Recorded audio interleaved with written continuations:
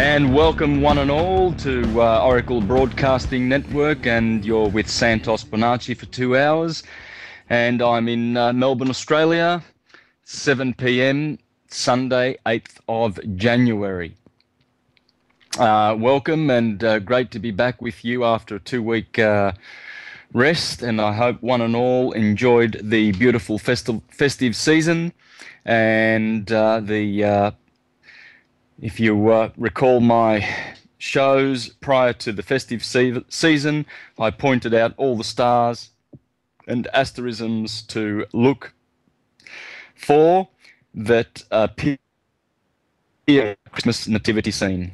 And those were Sirius, the sign of Cancer, and the manger, where Jesus is born, the belt of Orion, which are the 3 wise men that follow the star in the east until it rests above where the child is born. And that would have to be the sun directly below your feet at midnight on Christmas Eve in the sign of Capricorn.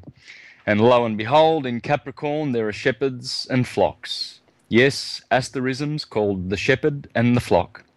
And directly above your head there is Sirius, the star in the east, and on the eastern horizon is Virgo rising. This is why the sun is born of a virgin, etc. So now for today I'm going to have a special guest, and using a gentleman called, well, maybe not. I just received the message. Let me just see. But anyway, look, I'm hoping to have a guest, Matt Norman, who has something very, very interesting to share with us all. But in the meantime, I just wanted to refresh the lessons and the information that I discussed prior to the festive season, with regard to the asterisms of Christmas. Now, Sirius is one of the most prominent stars in astrotheology. It's the brightest star in the sky. Now, so if you were able to identify the stars that that I had pointed out, well, you will notice that it's connected to what's called the winter triangle. In fact, it's part of the winter triangle. Sirius is the brightest star in the sky, and it forms a perfect equilateral triangle in the sky with 2 other stars that are also in the top 10 brightest stars of the sky. And they would be Procyon, the small dog, and Betelgeuse, the shoulder of Orion. Now, Betelgeuse is a red star. Take note, because you will, once you identify Sirius, you will see Betelgeuse very close to it, and then Procyon, and they form the winter triangle. Now, Betelgeuse is about to go supernova. So it's a red star, and it's about to go supernova. When it does, it will be as bright as the sun. So, with that in mind, we're about to go to a break, and after the break we shall continue with the discussion of the winter triangle as it appears in the winter skies for the next 2, 3, 4 months. So you have a beautiful window of opportunity to go out. And welcome back again to Oracle Broadcasting Network, and with Santos Bonacci, and just refreshing some of the beautiful asterisms and astrotheology that was discussed before the festive season. And I'm going to be adding to the Sirius story of how Sirius aligns with our sun over the Christmas period.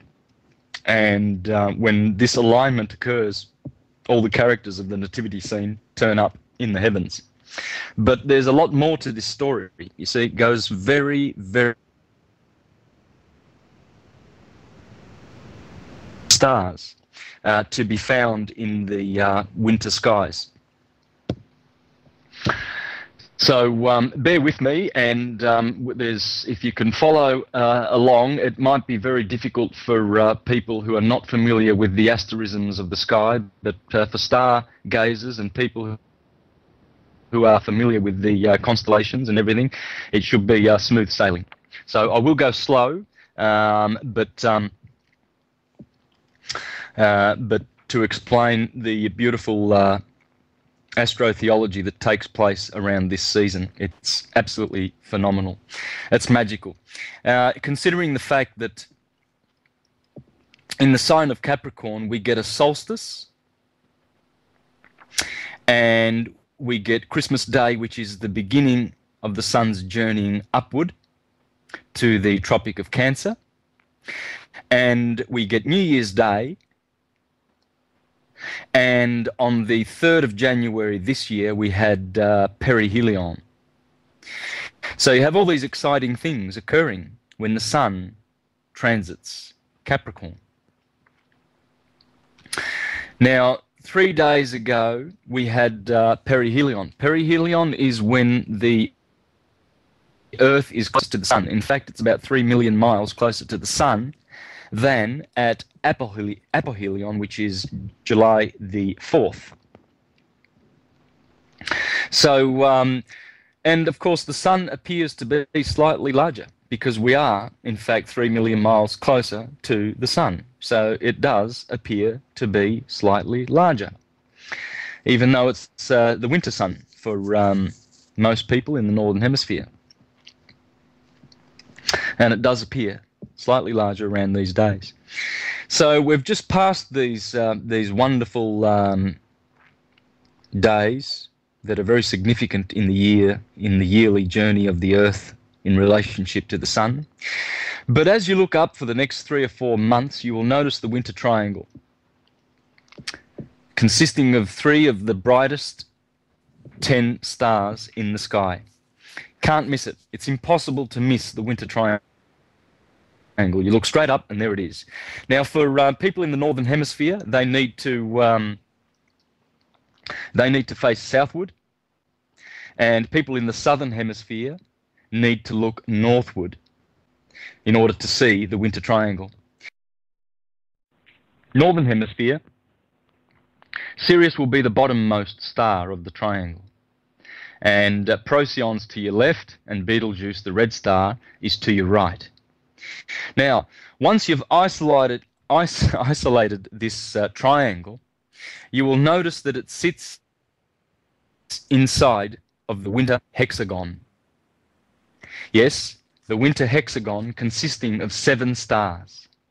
6 stars, which mark the hexagon shape, and it's pretty close. It's pretty close to a near perfect hexagon. And the red star of Orion is almost smack bang in the middle of this hex. So they are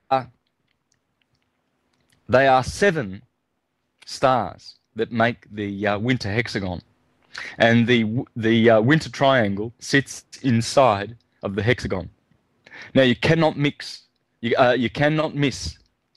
the winter hexagon, because the stars that form the perimeter of this hexagon are 7 of the 14 brightest stars in the sky. So once you've identified Orion, and in fact Orion sits inside the hexagon. So once you find Orion, it's easy to find the hexagon and the triangle, of course. The triangle is right next to Orion, and the hexagon is encircling both the triangle and Orion. Now,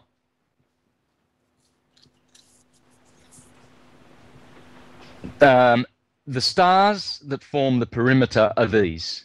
Two of the stars of the winter hexagon belong to Orion, but the perimeter star is Rigel. Canis Major has Sirius in it. So there's two of the stars. Rigel, Sirius, Procyon, Pollux, one of the twin Gemini, Capella, one of the stars of Auriga, and Auriga also sits inside the winter hexagon. And the other star, the sixth star in the perimeter, is Aldebaran, another red star, the eye of the bull of Taurus. And of course, as I mentioned before, Betelgeuse is in the middle of the hexagon. And so Capella will be the northernmost star, and Sirius will be the southernmost star. So you might want to grab pen and paper because there's quite a bit of detail to this, but it's quite fascinating because inside of this Star of David, this hexagon in the sky, and it is always directly above in the Christmas season, you see. So it's pretty much like the Star of David, the star that comes from the east on Christmas Day, and it's always there when the sun is in Capricorn. And so the fascinating thing about this hexagon is that the ecliptic runs straight through the middle of it. And the ecliptic, of course, is the path of the sun. You see, the sun, as it appears to go through the signs of the zodiac, it is traveling on that yellow brick road called the ecliptic. And the ancients called the ecliptic Earth, because in fact, what it is... How's that Franken? Yeah.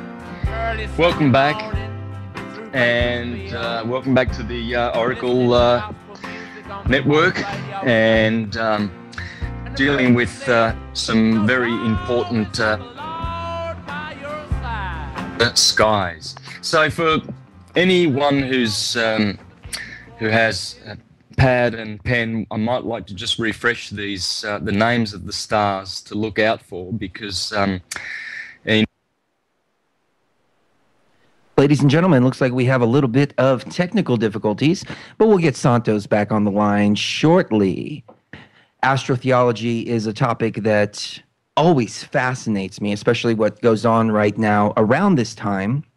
And as a matter of fact, I was listening to somebody, I don't remember off the top of my head who it was, but he was making the point that the new year actually begins on December 25th, when the sun officially becomes longer, or when the days officially become shorter.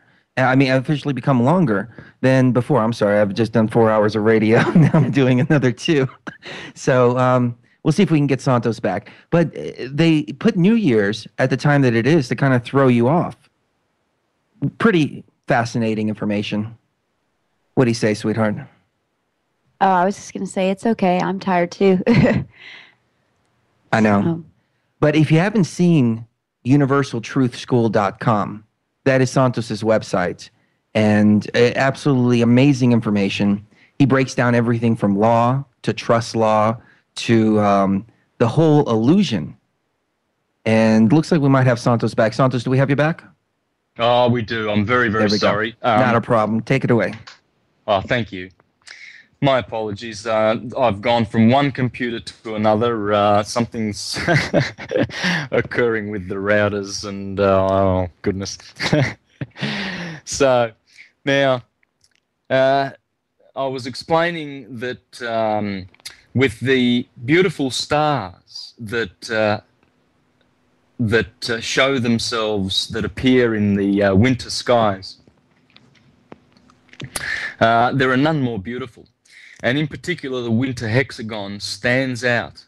It stands out in beauty. And one of the reasons why this hexagon is apart from the fact that 7 of the stars, the 7 stars that make it, make the shape in the skies, are 7 of the 14 brightest stars in the sky. But not only that, the ecliptic runs straight through the center of the winter hexagon. Not only that, but the Milky Way galactic plane also runs straight through the center of the winter hexagon. So you have the ecliptic, the path of the sun, the apparent path of the sun, and you have the Milky Way galaxy, the Milky Way, going straight through the center of the winter hexagon. Now, they are at about 60 degrees skew if on an angle to each other, you see. They don't run parallel. And so, but the interesting thing is that they meet in the center of the hexagon. And there is Orion with his outstretched arm. And in his outstretched arm, you see the red star, the beautiful red star Betelgeuse. And Orion is below the Milky Way galactic plane, you see. Orion stands there below. And Orion is holding up it appears that he's holding up the Milky Way. And above his hand are the 2 twins, Pollux and Castor of Gemini. And Castor, the star in the foot of Castor, is standing right at the crossing where the ecliptic crosses the Milky Way. And there below Castor and Pollux is Orion. So Orion's outstretched arm is almost touching the foot of Castor, where his foot is standing on the ecliptic, right in the center of the winter hexagon. Interesting? Yeah, but there's more. There's a lot more. You see, these are the stars. Let's go through the stars again. The outer perimeter stars of the winter hexagon are these. Now, if you draw a hexagon on a piece of paper, the bottom of the hexagon is where you shall put the brightest star in the sky, Sirius. Okay? And then as you go left around the hexagon, as you go left, the next star is Procyon, and then the next star is Pollux, then the next star is Capella at the top of the hexagon.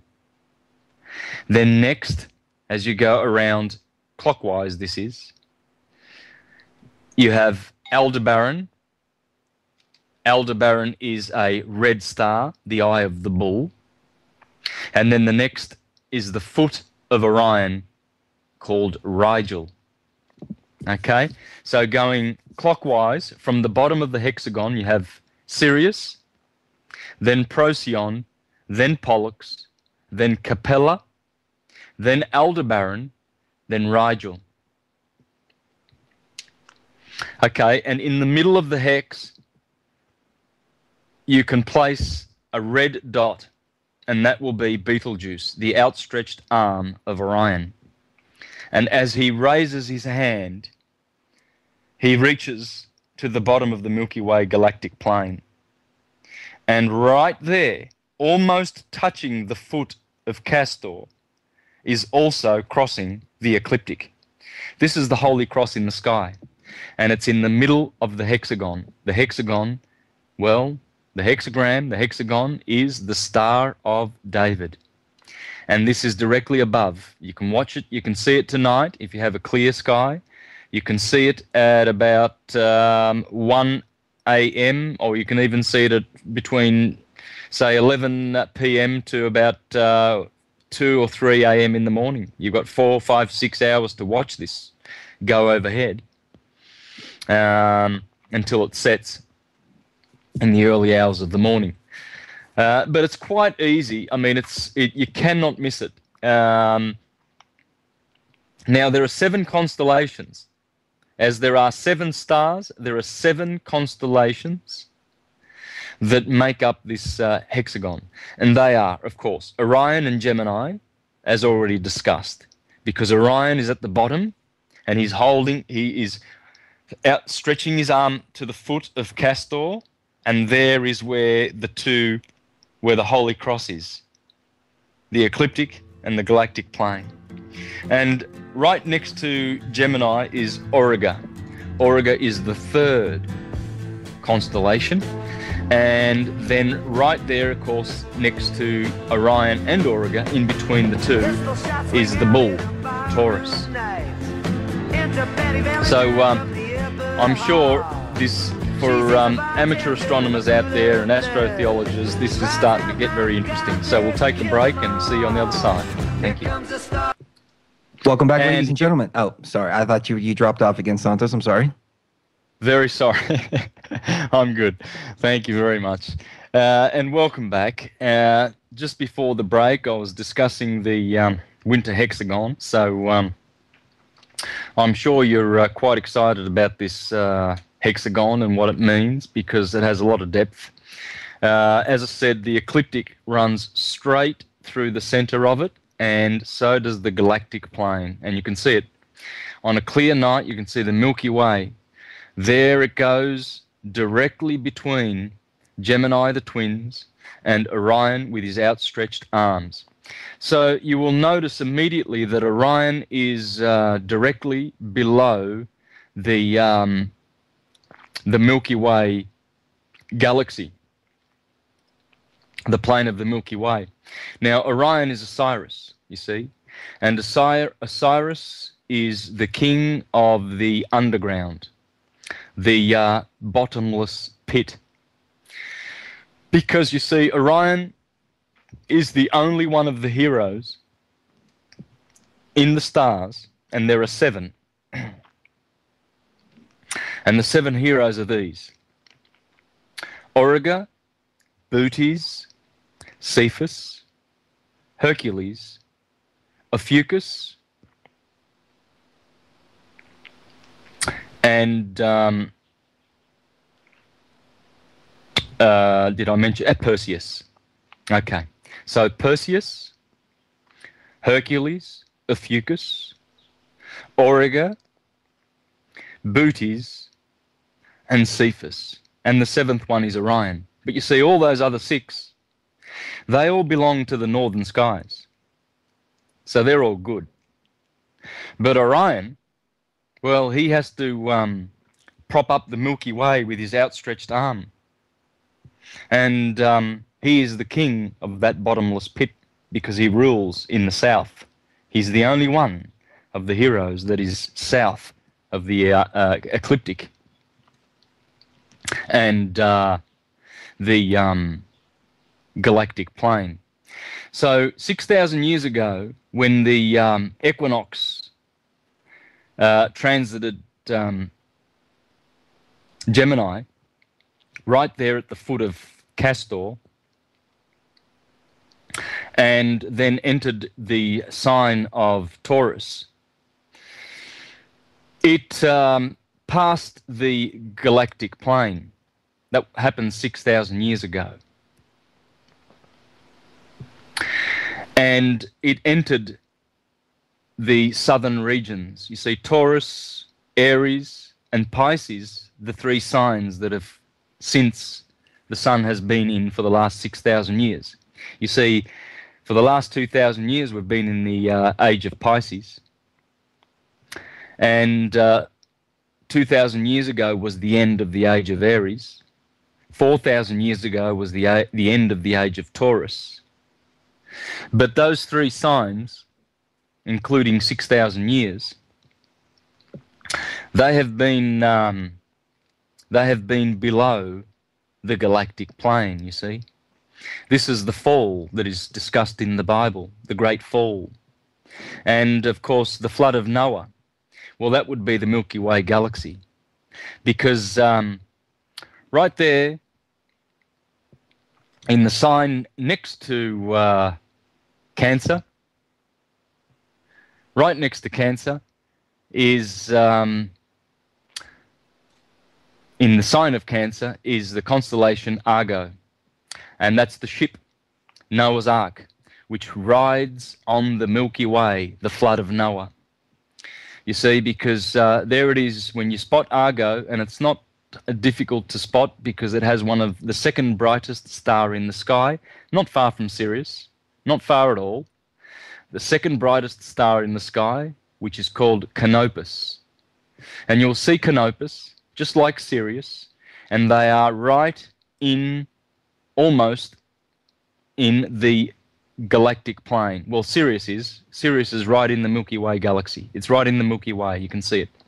Whereas Canopus is just slightly out, but it's still, the whole ship of Argo is riding on the Milky Way, you see.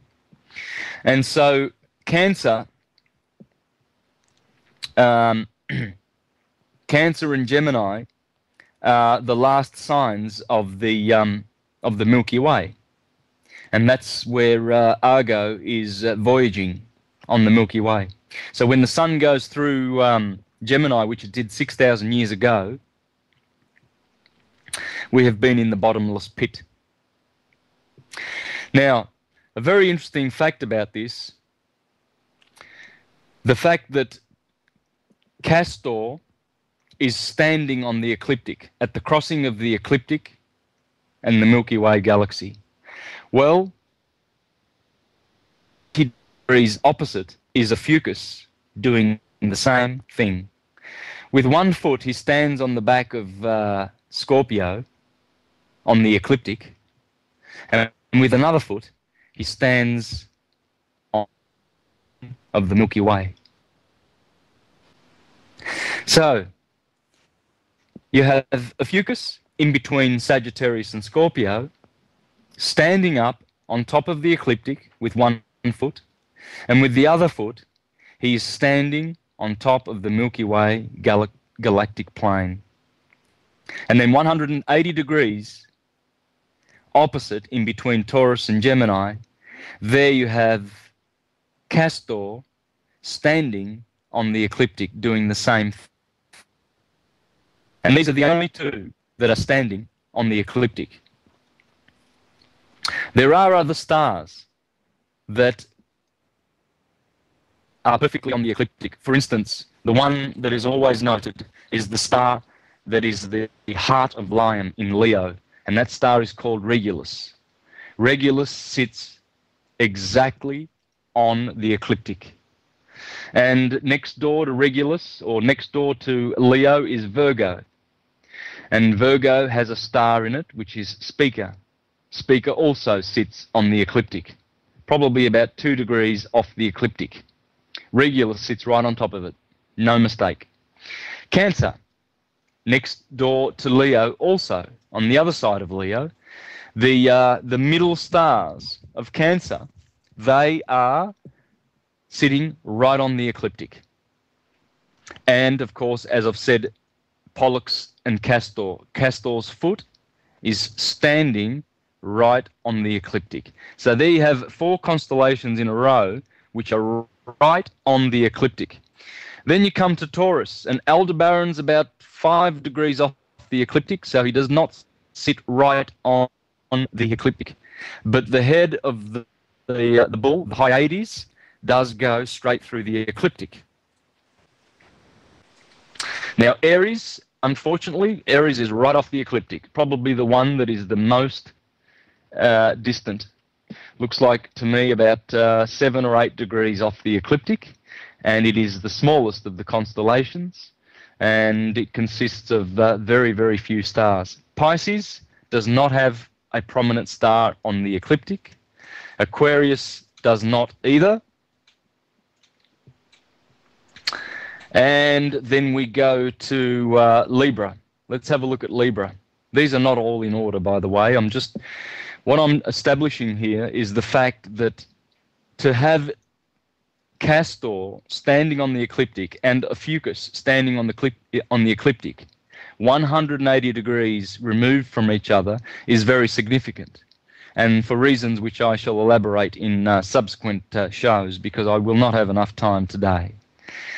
So Libra is another one of the stars that is right on the ecliptic. The top star of the two scales of Libra is right on the ecliptic.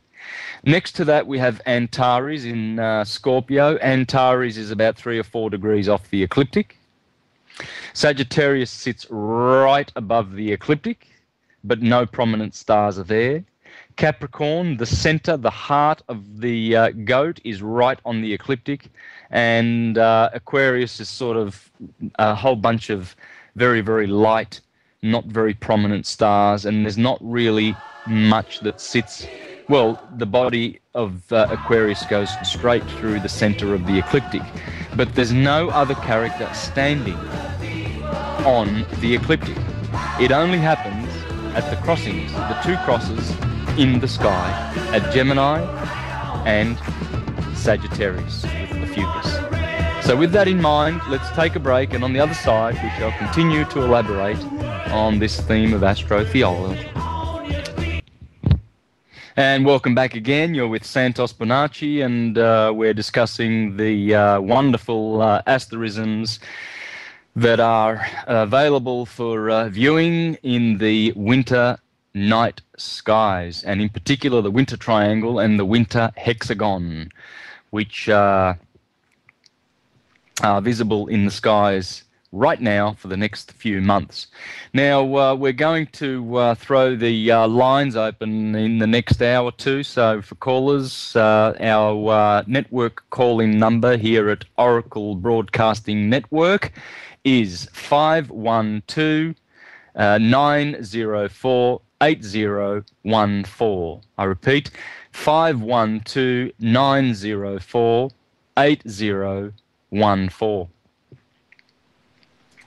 So with the winter triangle,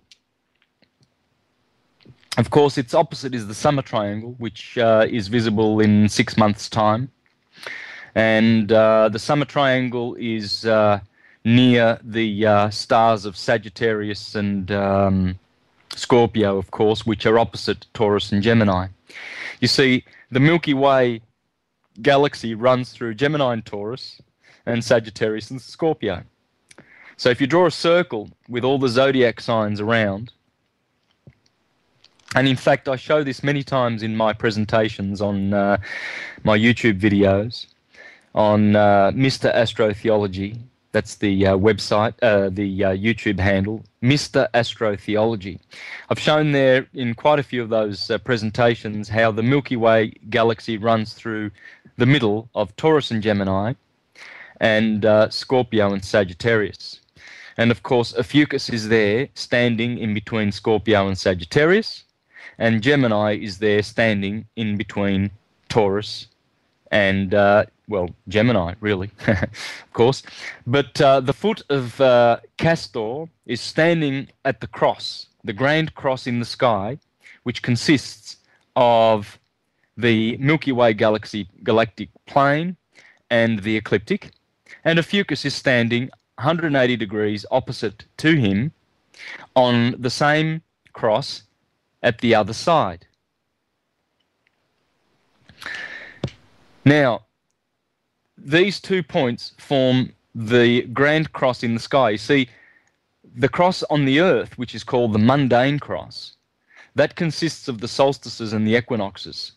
So if you draw a circle with a line horizontally through the middle and a line vertically through the middle, like the addition sign, that is a cross. And that's the mundane cross. That's the sun going around forming that cross, because as it goes through the 2 equinoxes and the 2 solstices, it scribes that shape, the cross. But this cross in the heavens, this is called the divine cross. You see? And it occurs between Scorpio and Sagittarius and Taurus and Gemini. And there are the two heroes standing upon them, with one foot on the ecliptic and the plane where they cross. Now, this is the alignment that is going to occur at the end of 2012.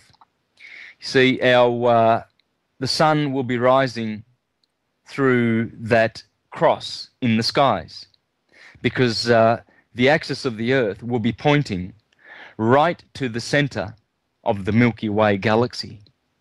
And in fact, where Ophiuchus's foot is standing at the crossing of the galactic plane and the ecliptic, that is the center of the Milky Way galaxy. Its opposite is where Castor's foot is standing on the ecliptic and the galactic plane on the other side, 180 degrees removed. But these 2 points have always been known to be points of creation. So, for instance, the center of the Milky Way galaxy, that's where the stars of the Milky Way galaxy come from. You see, that's the center. That's the black hole where everything comes out of, you see. Everything that we see in the Milky Way galaxy. And there is Ophiuchus's foot standing right on there. And so this is a creative center. And of course, Scorpio, when you relate Scorpio and all the signs of the constellation of the zodiac to Adam Kadmon, the man above, we begin to notice some very, very, very peculiar similarities and coincidences that are very, very striking. Because you see, the body of Adam Kadmon is stretched across the 12 signs of the zodiac, starting with Aries at the head. Taurus, of course, is also in the head, in the neck and the mouth, the bottom part of the head.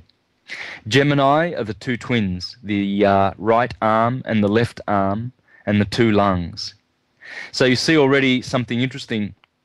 If the Milky Way galaxy runs through Gemini and Taurus, well, then the Milky Way galaxy runs straight through your neck. And then if we go down the body, we have Cancer in the chest, Leo in the heart, Virgo in the belly. The 2 scales of Libra are the 2 kidneys. Scorpio is the generative area. Sagittarius is the upper thighs. Capricorn the knees. Aquarius the shins. And the two feet are the 2 fish of Pisces. But let's go back to Scorpio, shall we? And remember that in between Scorpio and Sagittarius is the other place where the cross happens, the ecliptic and the galactic plane. And you see there too, we also have a creative center, because Scorpio and Ophiuchus, which is in Scorpio, the serpent bearer, sits at the bottom of the spine, where the anus aperture is, you see. And Taurus and Gemini, they sit where the mouth is, the top aperture. So where food goes in and where food goes out, there is where the Milky Way galactic plane crosses. So you see that in Adam Kadmon, these points are very, very crucial in the human body, because these are the points where creative centers are. Because not only is there creation happening in the center of the Milky Way galaxy, in between Scorpio and Sagittarius, but also there is creation occurring in the constellation of Taurus. Taurus equates with the pineal gland, because Taurus is where the Pleiades are. And the Pleiades correspond to the pineal gland in the head of the human being. And Orion is right there with the Orion Nebula. And the Orion Nebula, the stars between Rigel and the belt of Orion, where the Orion Nebula is, this also corresponds to the voice, which is the Logos. And the Logos is also a creative center of the human body. So you see, as above, so below. And interesting that Ophiuchus in Scorpio is sitting at the bottom of the spinal cord, whereas Taurus and Gemini, well, they're sitting at the top, and in particular, Taurus and Orion. Orion, who is holding up the Milky Way. There he stands at the top of the Milky Way, at the top of the spinal cord of Adam Kadmon. And with that in mind, we shall go to a break, and we'll catch you on the other side. Thank you. And welcome back to Oracle Broadcasting Network. You're with Santos Bonacci for the second hour, and we're talking about astronomy and merging it with astrotheology. So now we've opened the call lines for the second hour, and if you'd like to call in, the number is 512-904-8014. So I'll repeat that, 512-904-8014. And happy to take any questions on this very, very deep and powerful subject. Now, my apologies for perhaps jumping in real deep with all the star names and everything like that. I probably should have warned people to grab a pen and notepad. But look, it's not so difficult. There's some great sites on the internet where you can just punch in winter triangle, and they show you the coordinates and they show you how to find it. But as I said, it's very, very, very easy to find. It's impossible to miss it. It's absolutely impossible to miss. And in particular, if you've done your stargazing and you've mapped out the constellations, and pretty much most people are very familiar with Orion. Orion's not hard to find. It's such a bright constellation. I think 3 of its stars are in the top 15 brightest stars of the sky. So it's very, very prominent. And once you spot that orange star in the shoulder, in the outstretched arm of Orion, it's very hard to miss the equilateral triangle, because it branches off from that point. That's the apex that's one of the that's the apex, one of the apexes of the triangle, you see. So, and Sirius, of course, the brightest star in the sky, that's another apex. And then Procyon, and Procyon, of course, is in the top 10 brightest stars. So, and it's a perfectly shaped equilateral triangle, and it sits inside the winter hexagon, which is also very, very prominent, except for one star, Capella, which is probably not so bright. Nonetheless, the 7 stars that make up the winter hexagon are 7 of the 14 brightest stars in the sky. So how can you miss it? It's quite impossible. And there it is. It forms this beautiful circle, and the circle encloses 7 constellations, and they are Orion, Auriga, Gemini, Taurus, Monoceros, which is the unicorn. The unicorn is standing right behind Orion, and it stands right between the 2 dogs, Canis Major and Canis Minor. And there you have the 7 constellations that make up this winter hexagon. But the two prominent ones, without a doubt, the two prominent constellations there would be Orion and Gemini. And the two twins stand directly above the outstretched arm of Orion. And they stand on top of the Milky Way galaxy, on top of the plane of the galaxy, and Orion stands below it. And it appears as though Orion's outstretched arm is reaching out for the foot of Castor, which is standing right on the ecliptic, crossing the galactic how's that plane. Frankenfood working? And welcome back once again to Oracle Broadcasting Network. You're with Santos Bonacci. And I did mention at the start of the show that I was going to have a special guest who couldn't make it. I received a message late, but hopefully we'll have him next week. I'm going to be interviewing someone who is going to be taking one of the major banks of Australia to court in a couple of weeks. And he's a filmmaker, journalist, humanitarian, and it's going to be great to be discussing his case, because what Matt has uncovered is massive fraud in the banking system in this country. And this case is going to be very interesting for sovereigns. And it's going to be very interesting to see the result and if Matt wins the case. So, but without saying much more, we'll hopefully have Matt next week. That'll be great. So continuing on with the astrotheology and the astronomy.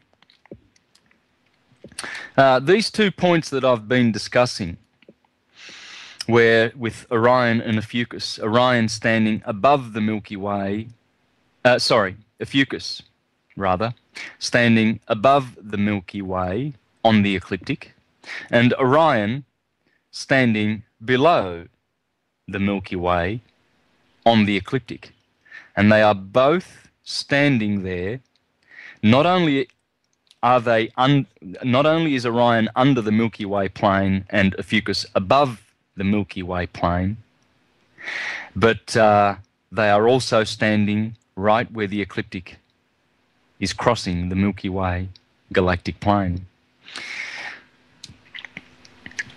So,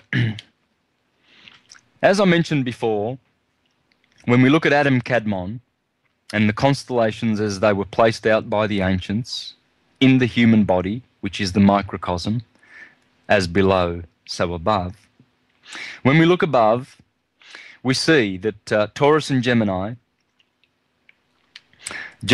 is the last sign of the torso of the human body.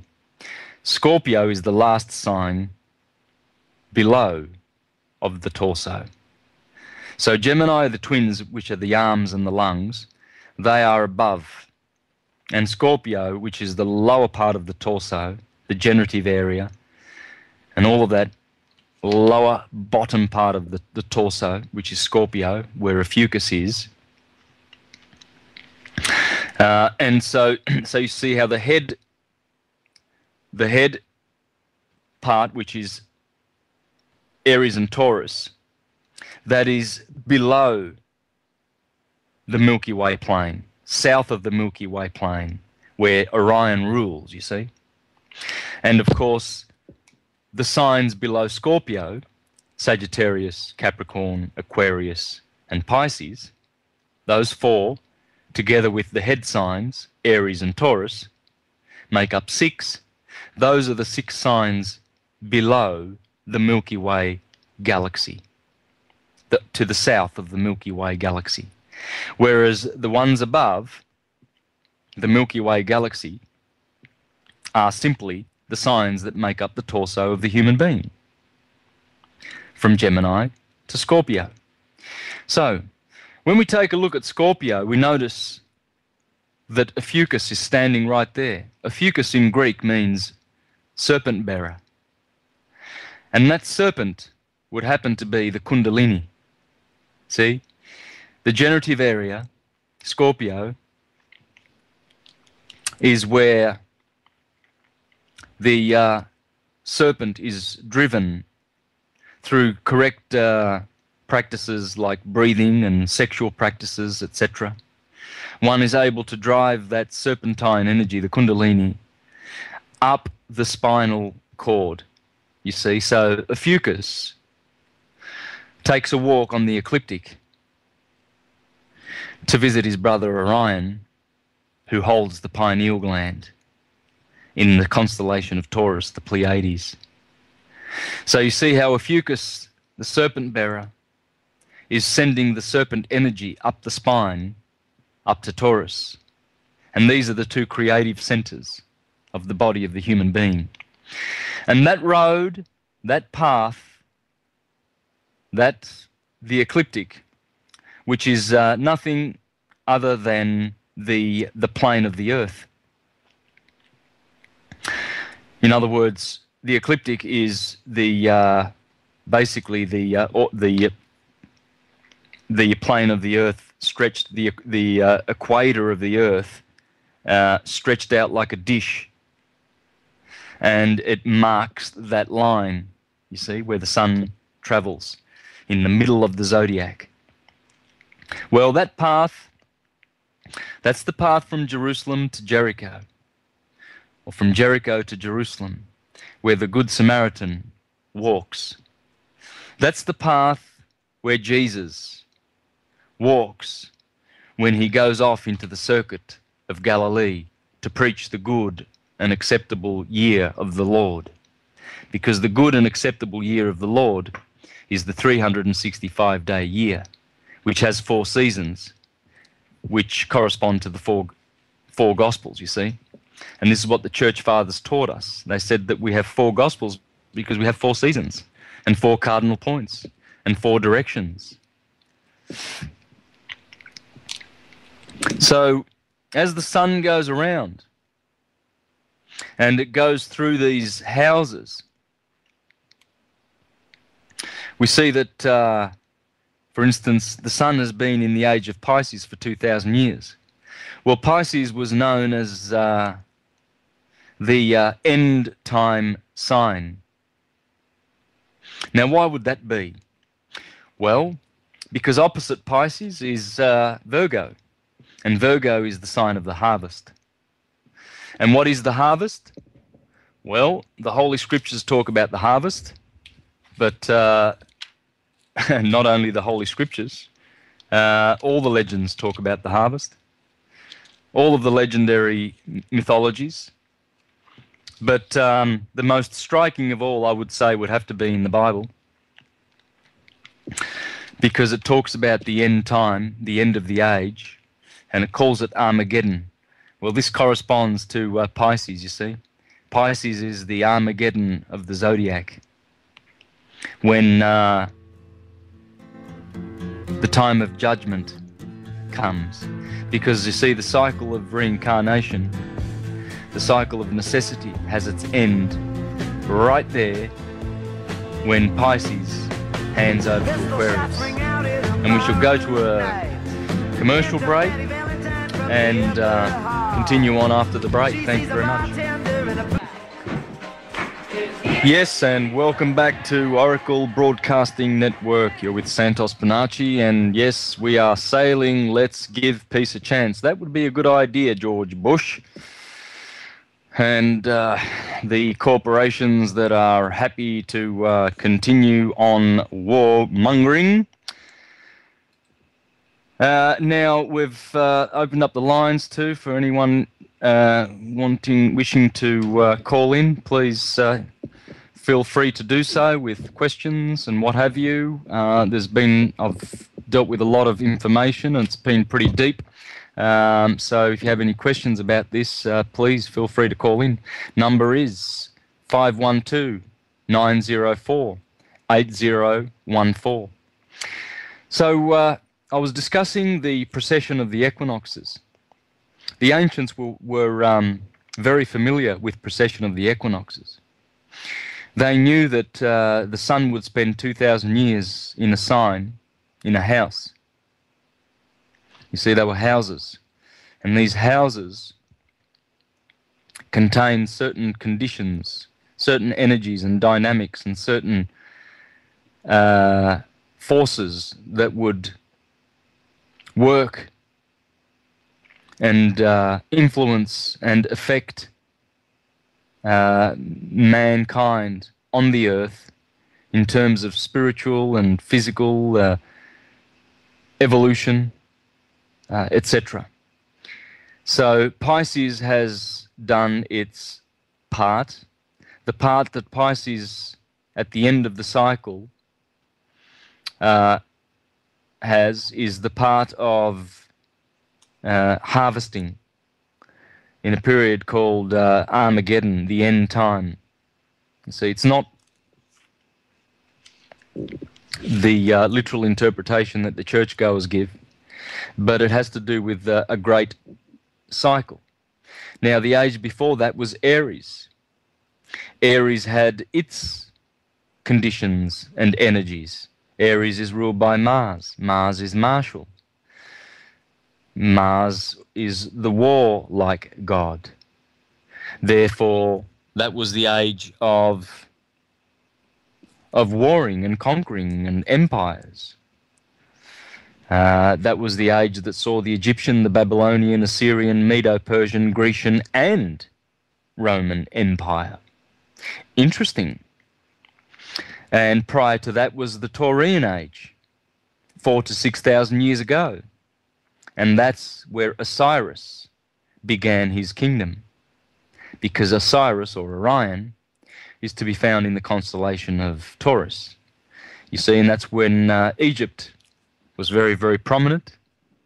In those days, Egypt was very, very powerful.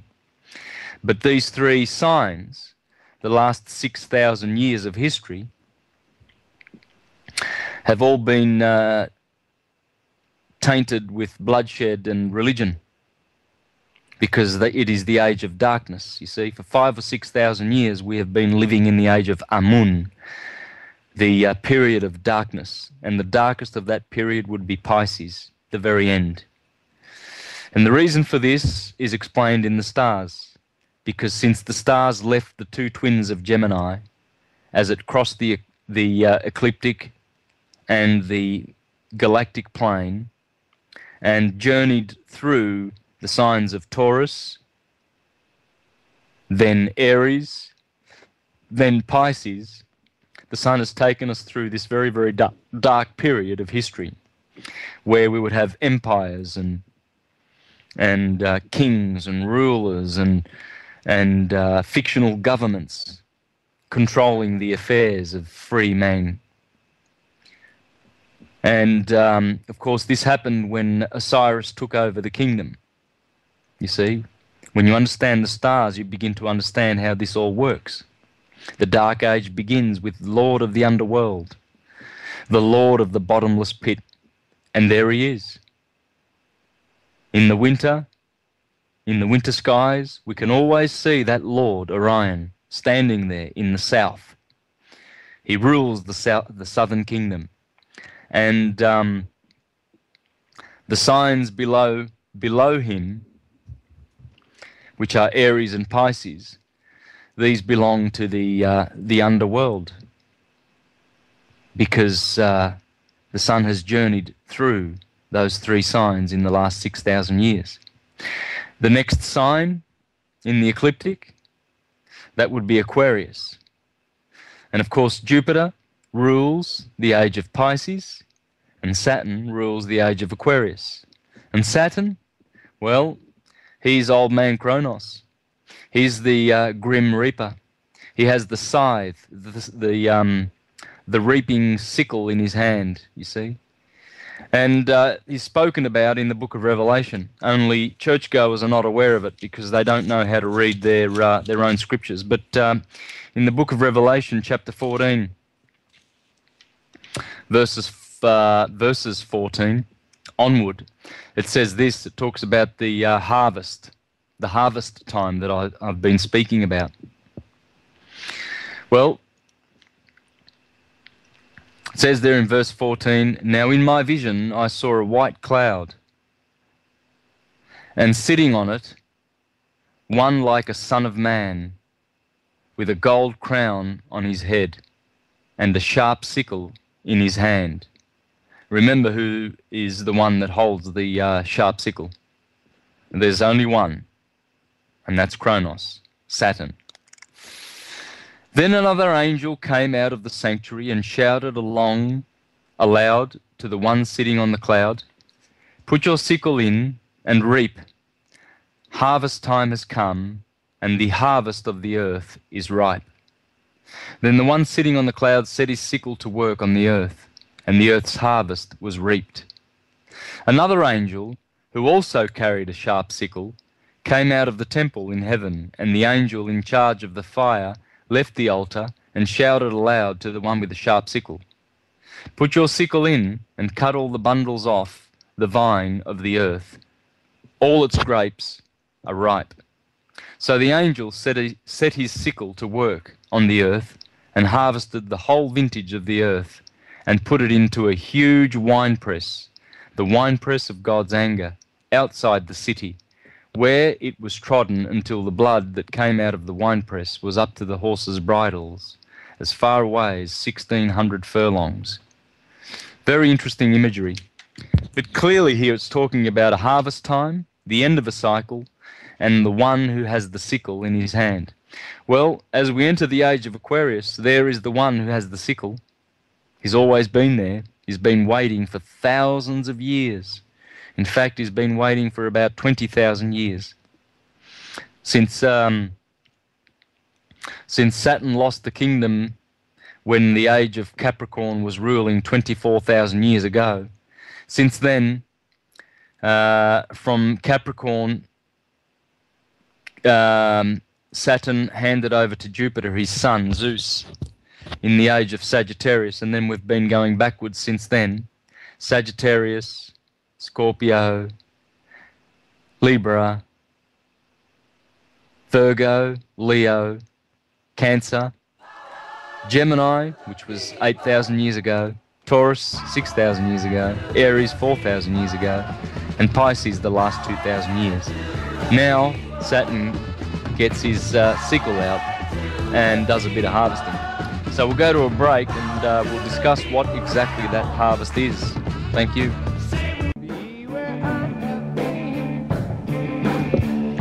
And welcome back to Oracle Broadcasting Network. You're with Santos, Bonacci, and we're discussing some very deep astrotheological themes and some of the asterisms of the winter skies.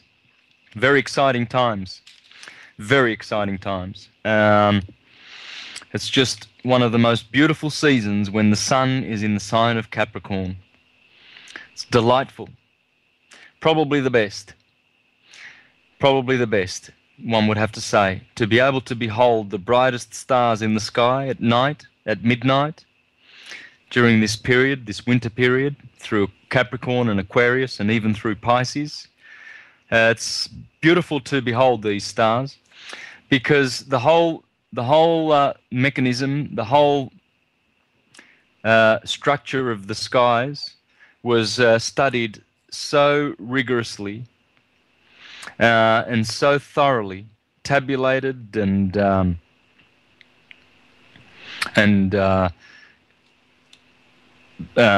researched to the nth degree that the ancients knew the science of as above, so below, cause and effect. And they knew that these the positions of these stars would tell all. Everything is in the stars. All the Gospels are there. All the patriarchs are there of the Bible. Orion being Noah, Auriga, Abraham, Sagittarius is Moses. And you see the planets as they go around with the sun. These also are the characters in the Gospels. Peter, Jupiter, Paul. Peter is Jupiter and Paul is Apollo. And the sun is Jesus, etc. These are beautiful stories. They're wonderful stories based on the journeying of the orbs in the sky because of all the natural phenomena these are the ones that were the causes. They did all the causing, and the effects are the results of their turning around in Hamlet's mill. You see, it's like a big mill with all these gears and cogs and cycles and motions. And when you learn these, when you understand them, then it is easy to be able to read any of the scriptures, any of the mythologies and cosmologies, and understand them. Now, before the break, I was discussing the harvest, you see.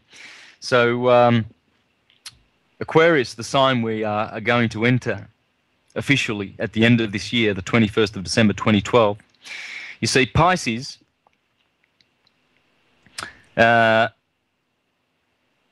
Pisces ends on the 21st of December 2012, and Aquarius began in 1962. It's 50 years. It's a 50-year crossover period, the cusp. And the harmonic convergence point was in the middle, 1987. And that was the 25 years, in 1987, that was the 25 years of the end of the harvest, basically, and the initiation period, and the great changes that would take place before the sun would enter. Would enter the dragon's breath, the light of Sion, the dark rift, the photon belt. You see, because Aquarius occupies a beautiful place in astrotheology. Aquarius is the sign of fixed air, ruled by Saturn, with the sickle in his hand, the grim reaper. Well, why would that be? Well, because no one passes that does not deserve. No one enters Saturn's kingdom that is not deserving. And there will be a harvest. And there will be loss of life. And how that happens remains to be seen, but that's how it works. And the beautiful period that Aquarius occupies, the 2,000 years, is the photon belt. And as the sun goes through that, the sun passes on the rich blessings, and the Mayans call this the fifth sun, the sun of ether, because we've had four suns, one of earth, one of water, one of air, and one of fire. And when the fifth sun, the fifth element, is born after the end of this year, then we enter the dragon's breath, and that remains for 2,000 years. And this always happens in the sign of Aquarius and the sign of Leo, 180 degrees opposite. So this is what we have to look forward to, and that's why Revelation chapter 14 verse 14 says, the one like a son of man with a gold crown on his head. That's Saturn. Saturn's got the gold crown. Crown comes from corona, comes from Kronos. And he has the gold crown because he's the king. He rules. He's the boss. Old man Kronos. Whatever is born in the kingdom of time shall perish in the kingdom of time. And he controls that. And now the time is up. The harvest period of Virgo Pisces axis is over, and Aquarius will begin. And this is the way the wheel works. Every 24,000 years this goes on. It goes on and on and on and on. It's been doing this for millions of years. And so the interesting part about this is the fact that the vernal equinox is going to be now resting in the last degrees of Aries. So 29 degrees Aries, because it's just come out of 0 degrees Pisces, and it's transited, and we are approaching this beautiful season. And of course, the sign of Aquarius is the water bearer, and the waters that he spills out of his urn, they are the waters of life. They are the spiritual waters of air. And it's a baptism, because Aquarius is also John the Baptist. You see, all the characters are up in the sky. And John the Baptist baptizes the sun as it goes through it in 2,000 years. And as we go through Aquarius, we are being baptized by the Holy Spirit, which is fixed air. So we're going from water to air.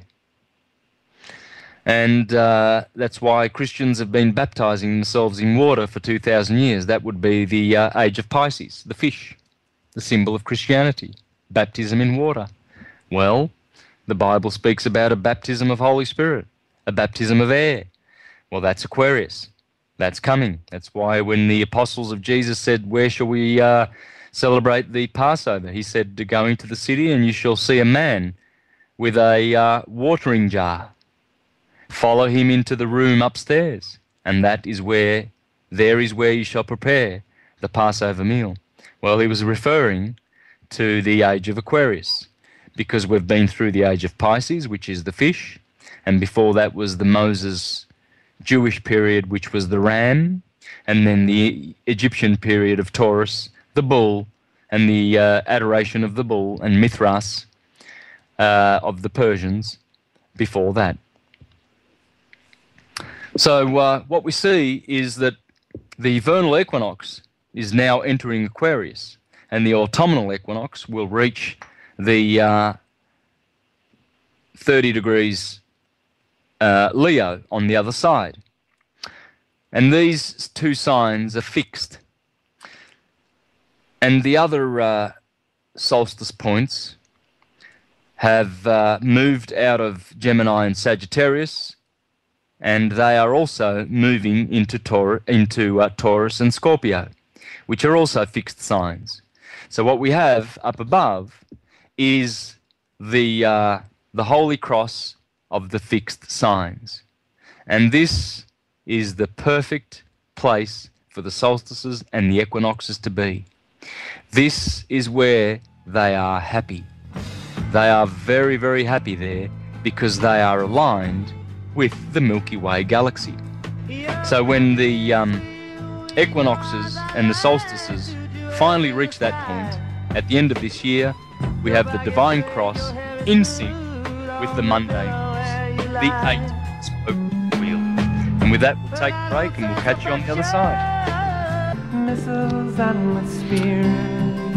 And welcome back to Oracle Broadcast Network, and you're with Santos Bonacci, and we're just going to close off the 2 hours show today. Hope you've enjoyed the astrotheology and the astronomy. It's certainly a very, very fascinating subject, and it's one that needs to be studied more for enlightenment and understanding of all the traditions that have come down to us that persist despite religions trying to destroy them, despite the ravages of time. We still have the myths intact. We still have the stories and the characters. And although they are told in many different languages, the same stories turn up.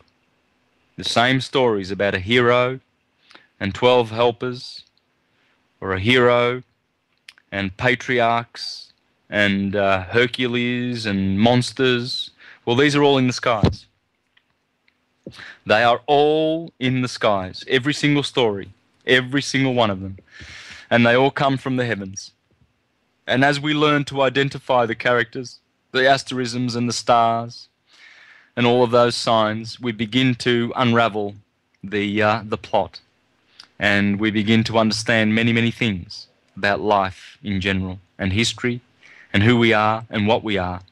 For it is important to know who we are. For the oracle of Delphi insisted, man, know thyself, and you will know the universe and its gods.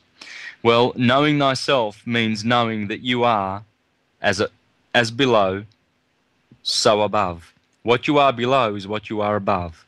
And we are all that is, and all of the stars that are above. That is who we are. And as you look up and you see Taurus, you can rest assured that they are the stars of the head. Aries, stars of the head. Gemini, the stars of the arms.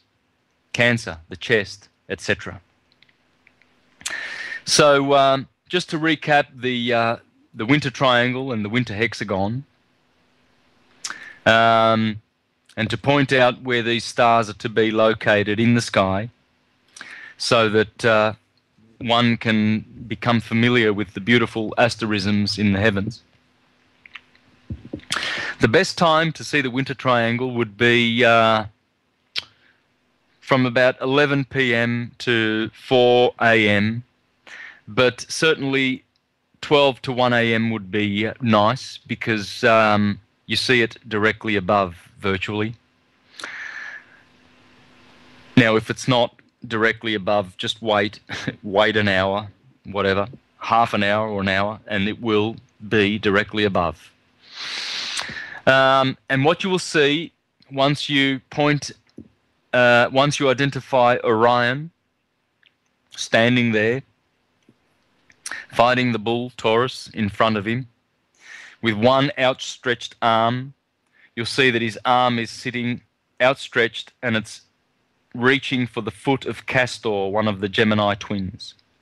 And Castor's foot is standing at the crossing of the ecliptic and the galactic plane. Marvelous. Absolutely marvelous. And that crossing runs straight through the middle of the winter hexagon. 6 stars that depict an almost perfect hexagon, the Star of David, in the sky directly above your head around the Christmas season. Interesting. And right next to Orion is a triangle. It's called the Winter Triangle. And it also is inside the hexagon.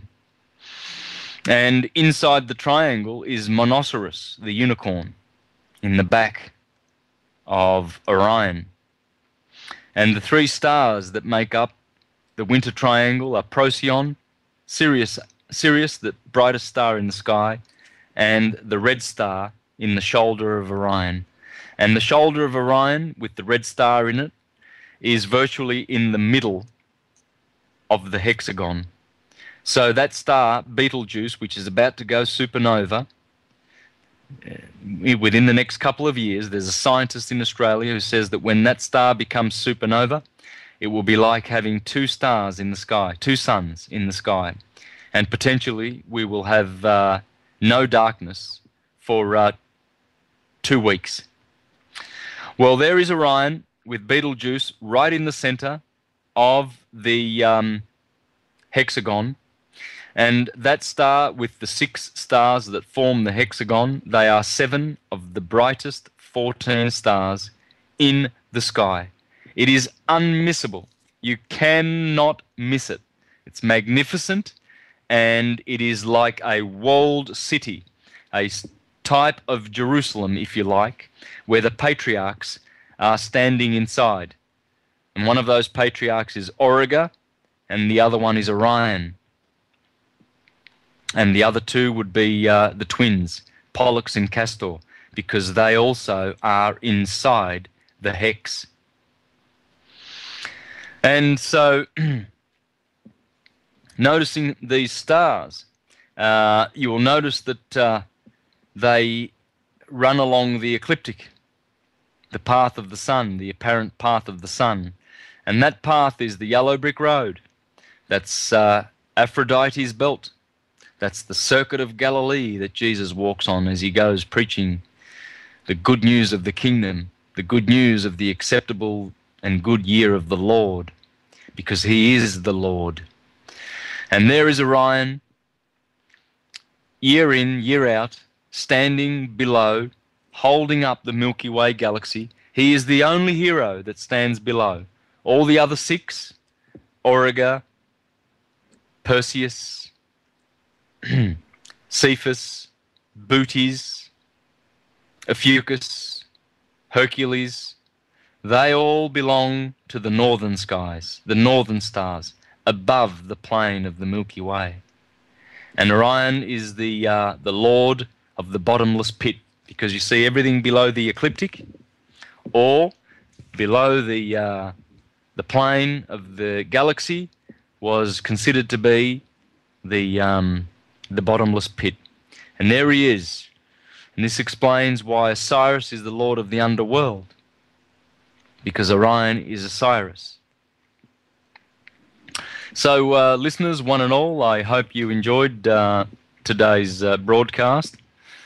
And I'm going to be elaborating further on this story of the ecliptic, potentially in a fortnight's time, in 2 weeks' time. Next week, I'm hoping to have the gentleman that I spoke about. I spoke about Matt Norman. He did send me a message that his wife had a flat tire and had to go and help, and realized that he was going to be late for that. So apologies for that, but I did prepare my astrotheology anyway, and so therefore I hope that I delivered it in an acceptable way, and in a way that is able to be followed and understood, because otherwise I'll be like two cymbals clashing in the wind, and I hope not to ever do that. So I hope that you've been able to benefit, and next week we will have special guest Matt Norman with his case about taking one of the biggest banks in Australia to court about fraud. Massive deception. Have the banks, and in particular the four major banks in Australia, they've been involved in massive mortgage fraud. Now, Matt is a filmmaker and a journalist, and he's going to be preparing a film about the massive fraud that is going on in banking. And we're going to be talking about that next week, and his case, which is coming up on the 19th, Thursday, the 19th of January, in the Supreme Court, where Matt is going to be challenging the banks about fraud and making a movie. So I hope to be able to bring that to you next week. In the meantime, enjoy the stars. I hope you can have some nice clear nights where you can go out and see the beautiful winter triangle, and be blessed by the beautiful stars and the asterisms that appear at this time in the northern hemisphere winter, when the sun is transiting the beautiful sign of Capricorn, where the sun is born on the 25th of December, Christmas Day. Hallelujah. Thank you, and we'll catch up with you next week. The Same Oracle time. Broadcasting